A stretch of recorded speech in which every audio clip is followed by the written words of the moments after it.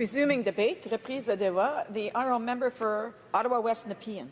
Thank you very much, Madam Speaker. I am very proud today to stand in this House to speak on Bill C-47, which will make the legislative changes necessary so that Canada can finally accede to the International Arms Trade Treaty. This issue is one that has concerned me for many, many years.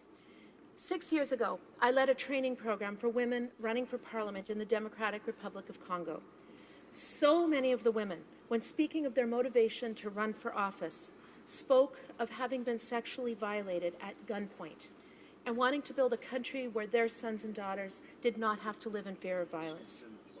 When I asked the women in that room how many of them had been raped, over 80% of them had put up their hand. I will never forget what one of the women said to me. She said, "Congo doesn't manufacture weapons. Every gun that was used against us was brought here by somebody. If you can stop the guns, you can stop the rape." I will never forget that. And then 2 years later, the international community came together in 2013 to sign the Arms Trade Treaty, which regulates the illicit trade in small arms and conventional weapons. And it was agreed upon. It came into force in 2014. The Arms Trade Treaty includes specific provisions on the use of conventional weapons to commit serious acts of violence against women and girls, including rape. I assumed that Canada would be one of the first countries to lead the world in signing this incredibly important treaty. But I was wrong. Now, 130 countries have signed the Arms Trade Treaty, and I am very proud that once this legislation passes, Canada will finally be amongst them.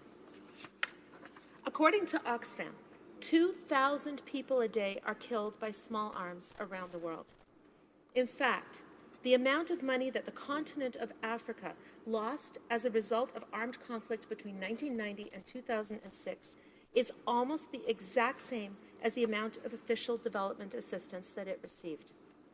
Not only does regulating the illicit trade in weapons stop arms from getting into the hands of dictators, of criminals, of terrorists, mercenaries, and non-state militia groups who commit horrific human rights abuses, but it would also ensure that the poorest and most fragile states would be able to commit that money to the Sustainable Development Goals. Signing the Arms Trade Treaty is not just good for people in other countries. It also benefits Canada significantly. The first benefit that I would like to highlight are the international relations benefits to Canada of acceding to the Arms Trade Treaty. It will put us back in line with our allies. At this point, Canada is the only NATO or G7 country not to have signed or ratified the treaty. Canada has long been at the forefront of promoting export controls as a way of reducing the types of risks that are addressed in the Arms Trade Treaty. Indeed, we are founding members of the 4 export control regimes, multilateral initiatives created in response to concern about the proliferation of nuclear, chemical, and biological weapons, missiles, and related dual-use goods and technologies. Or, in the case of the Wassenaar Arrangement, in order to regulate the export of conventional weapons. Remaining outside the ATT is not in Canada's international interest. Nous savons depuis longtemps que le Canada sort gagnant lorsqu'il peut s'appuyer sur un système international solide et fondé sur des règles. À cet égard, le TCA énonce des règles claires pour le commerce international des armes classiques, des règles qui tiennent compte de certains enjeux importants pour le Canada, tels que la prévention des violations des droits de la personne ou des droits humanitaires internationaux. Il est d'intérêt que le plus grand nombre d'États possible adhèrent au TCA et le mettent en œuvre pour faire en sorte que tous adoptent le même type de contrôle à l'exportation que nous avons déjà en place. L'adhésion au TCA permettra au Canada d'être plus efficace et de travailler de façon multilatérale dans sa volonté d'assurer un commerce des armes plus transparent et responsable. Accession to the Arms Trade Treaty also offers Canada important national and international security benefits. Canada's security and that of its allies is put at risk when terrorists have easy access to weapons. The ATT requires that all state parties assess the risk that exports could contribute to terrorism and not export these goods if that risk is overriding. The ATT requires the same considerations for transnational crime, which benefits from selling weapons to the highest bidder, regardless of how they intend to use such weapons. The ATT also requires that its state parties prevent diversion of their exports and of their own stockpiles of weapons. De manière plus générale, la prolifération illicite des armes classiques favorise et prolonge les conflits. Des conflits qui mènent à l'instabilité régionale et mondiale. Des conflits qui forcent les gens à fuir leur foyer. Des conflits qui engendrent la pauvreté et les inégalités et qui entravent le développement durable. Le Canada tire profit d'un monde stable et prospère. Les conflits qui éclatent lorsque les armes circulent facilement dans les États fragiles créent de l'instabilité pour nous et pour tous nos partenaires internationaux. L'adhésion au TCA permettra au Canada de collaborer avec la communauté internationale pour freiner le flux des armes. Nous avons récemment versé $1 million au mécanisme de financement des Nations Unies pour la coopération en matière de réglementation des armements, dans le but d'aider les États qui souhaitent adhérer au TCA ou améliorer leur mise en œuvre du traité. De nombreux États n'ont pas mis en œuvre le système solide de freins et de contrepoids nécessaires. La sécurité du Canada et la sécurité mondiale ne peuvent que s'améliorer lorsqu'un nombre accru d'États examinent minutieusement l'incidence possible et les risques de détournement des exportations d'armes classiques avant d'autoriser ces ventes. There is considerable domestic benefit to Canadian accession and implementation of the Arms Trade Treaty. Canadian accession to the ATT will promote responsible and transparent arms trade globally. As I have already noted, Canada has a strong and rigorous export control system, but that does not mean that it cannot be further improved. Le projet de loi devant la Chambre permettra au Canada de mettre intégralement en œuvre le TCA. Ce faisant, nous renforcerons notre système actuel de contrôle des exportations. Bien que le gouvernement souhaite que le Canada adhère au traité dès que possible, nous adhérons à titre de membre responsable, c'est-à-dire en étant en mesure de respecter l'ensemble des obligations du traité. Le projet de loi devant la Chambre vise à assurer que le Canada respecte explicitement l'obligation d'évaluer les exportations d'armes classiques en fonction des critères énoncés dans le traité sur le commerce des armes, notamment le besoin d'évaluer l'incidence sur la paix et la sécurité internationale, le risque de violation grave des droits de la personne et des droits humanitaires internationaux, le risque de contribuer au terrorisme ou à la criminalité transnationale organisée, et le risque de violence sexiste ou de violence à l'encontre des femmes et des enfants.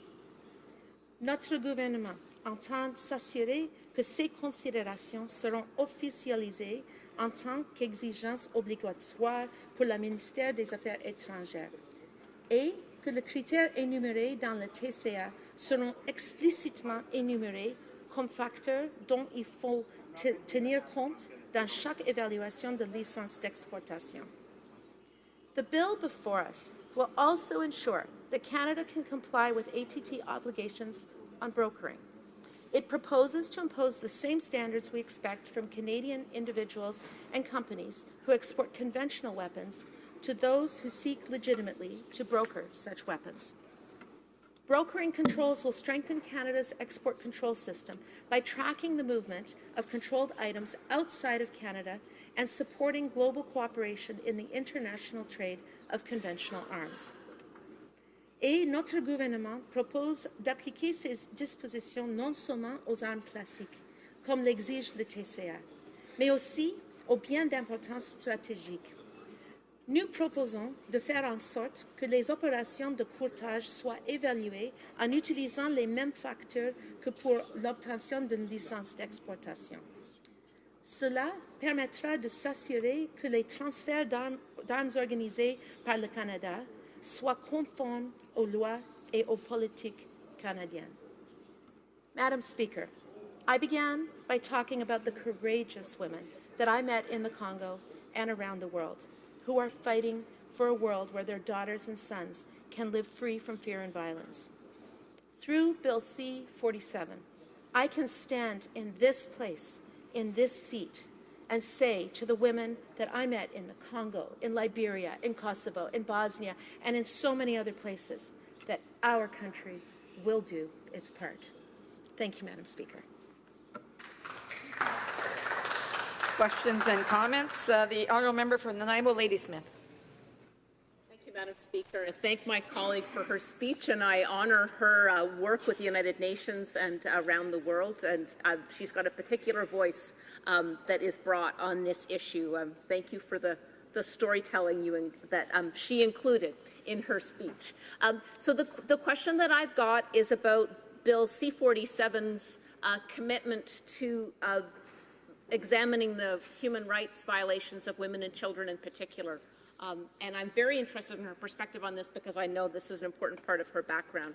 So it's my understanding that the Arms Trade Treaty requires the exporting country to take into account the risk of arms or munitions being used to commit or facilitate serious acts of gender-based violence or serious acts of violence against women and children. But it's my understanding that that is not, although it's in the Arms Trade Treaty, it's actually not translated into this Bill C-47 that we're examining today. So if I can ask through the Speaker, can the member speak to that? And if she agrees with me that it's a missing piece, will she argue for amendments in committee that would close that loophole? The honourable member for Ottawa West Nepean. Thank you, Madam Speaker, and I thank my honourable colleague for her kind words and appreciate the work that she also does for women and girls in Canada and around the world.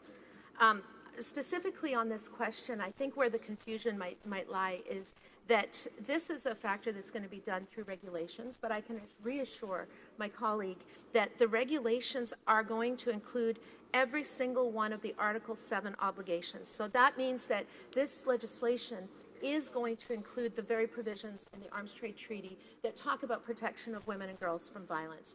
So I think that one of the things that is important to note is that by doing this through regulation, we are actually making it more flexible. In fact, this is the very kind of thing that would allow us in the future to be able to expand and include other forms of gender-based violence in these regulations rather than having to go through legislative frameworks. So I think that, if anything, this actually empowers even more the ability for Canada not only to accede to the Arms Trade Treaty and to all of the provisions of the Arms Trade Treaty, but also to be a leader in the world and show an example in the world.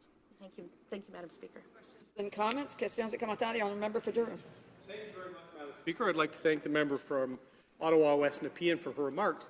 And I'm sure she proudly represents a number of people that work for the Department of National Defence and the Canadian Armed Forces. She might find it strange that Article 5 of this treaty actually prevents DND from potentially doing government-to-government transfer of assistance of a military nature, like we're doing with the Peshmerga and our fight against ISIS, Madam Speaker. Canada's safe and effective regulatory regime for export of military equipment and such has never required such a drastic step, but that's at Article 5 of this treaty. Since she also proudly represents a number of civil servants, I wonder if she would comment on why our current system is broken. The one we've had, since the 1940s that leads the world, the fact we have the Trade Controls Bureau, the fact that the Import and Export Permits Act permits the government to have an area control list, banning countries entirely from getting anything from Canada. We have a number of measures, Madam Speaker, that have effectively regulated in this space on a Canadian basis since the Second World War. We didn't need the United Nations to come and tell us how to do this. In fact, our regime is even superior to a number of the elements in here. So I'm wondering, as an Ottawa area member, what parts of the current regime that Canada has been using successfully have been failing and are in need of Bill C-41 or 47. The member for Ottawa West Nepean. Yes, thank you, Madam Speaker, and thank you to my honourable colleague. I am very, very proud that I represent the riding that now will have the large D&D campus in my riding, and I'm very proud that a number of public servants and a number of employees from the Department of National Defence are my constituents, and that is exactly why I think that this is extremely important, because this is something that is going to make Canada once again a leader in the world. And with regard to Article 5, I would remind my honourable colleague that that our current arms controls actually meet or exceed all of the articles, all 28 articles in the Arms Trade Treaty, except for number 10 and number 7, and those, in fact, are to do with the brokering controls and formalizing the accountability process and the transparency of the criteria for export permits. So, in fact, all of our controls right now already exist with regard to Article 5. And the honourable member in the same breath talked about the fact that the current system is working.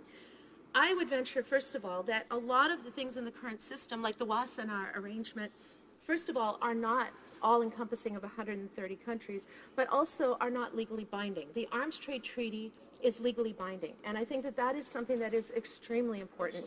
And it is something that is going to allow Canada not just to be able to reinforce what we're doing here in Canada, but also including the $1 million that we've put to the international community to help other countries to accede to the Arms Trade Treaty, to take that leadership in the world that I know that our public servants and members of D&D and our armed forces are very proud of. Thank you. Questions and comments? The honourable member for Toronto Danforth. Thank you, Madam Speaker. And what I would like to ask my colleague is, she spoke very eloquently at the beginning about her international experience and her conversations with women and the use of arms against women in other countries. And I was wondering what she had heard, or if they had heard that we had not signed, that our country had not signed the UN Arms Trade Treaty, and what she thinks it would mean for our international relations to find out that we are now finally signing onto this treaty. Member for Ottawa West Nepean. Thank you very much, my honourable colleague, for that question. And it is something that's very close to my heart, because the fact is that as I was working around the world, working with women from countries across the world, they were asking me, they were saying, Anita, honourable member, what is happening to Canada? Where is Canada? In fact, in many cases, they were asking me, not only was Canada absent, but Canada was actually blocking progress on some of the things that we needed in order to be able to promote and empower women around the world and empower the world's most poor. And so this is something that I did hear over and over again. In fact, there were many times where I was working with the UN in New York, and I was hearing from counterparts that Canada was being asked just not to show up for international negotiations because we were seen as obstructionists. And it was very embarrassing to me. And in fact, that was probably sitting in a room with some of the women who said to me, you know, yes, we're running for parliament in our countries. We are trying to do our part. But Anita, you could do your part. Why are you not running for office to change things in Canada? That was really primarily what motivated me to run for this place. And I'm so proud today, one of my proudest days, to be able to rise in this seat and to be able to say to those women that Canada is going to accede to the Arms Trade Treaty. Thank you, Madam Questions and comments? Questions et commentaires. The honourable member for Sandwich Gulf Islands. Thank you, and I also want to thank my friend for bringing the reality of what happens to women in conflict zones around the world and the importance of stopping the flow of weapons. I think a lot of Canadians would be shocked by the information she brought. I'm certainly aware of the fact that over the last number of years, Canada has become much more part of the global arms trade than we've ever been in the past. And we need to stem the flow of armaments to many countries around the world. I think we need to step up and sign the Nuclear Disarmament Treaty. There are many things that Canada needs to do to reclaim the place in the world where, as we all know, Lester B. Pearson won the Nobel Peace Prize, one of the things, I think, for which Canadians feel very proud. So I'd like to ask my honourable colleague if she would agree that when this bill gets to committee, we need to fix the loophole around allowing armaments to be sent into the United States and not have any records kept where from the United States as a non-treaty, a non-party state, it could go to many countries around the world that would not meet Canadian standards. The member for Ottawa West Nepean has 1 minute to answer. Thank you very much, and I'd like to thank my honourable colleague and friend for that question. I'm very proud, actually, that as of today, I am on the Foreign Affairs Committee, and I know that that is a committee that has always worked very well together in being able to find solutions as a country and not by looking at it through partisan lens. And so I am actually very much looking forward to seeing this bill before committee, hearing from witnesses, and looking at what this can do, what can be improved. And the fact is that this arms trade treaty, within it, many of the things in it, we're already doing. And so we need to make sure that there's more transparency. It requires reporting to this House. It requires that we have control over brokering. There are a lot of things that we need to do in order to be able to accede to the treaty, but I'm very pleased that I will be having the opportunity to be able to participate in that discussion in committee. Resuming debate, reprise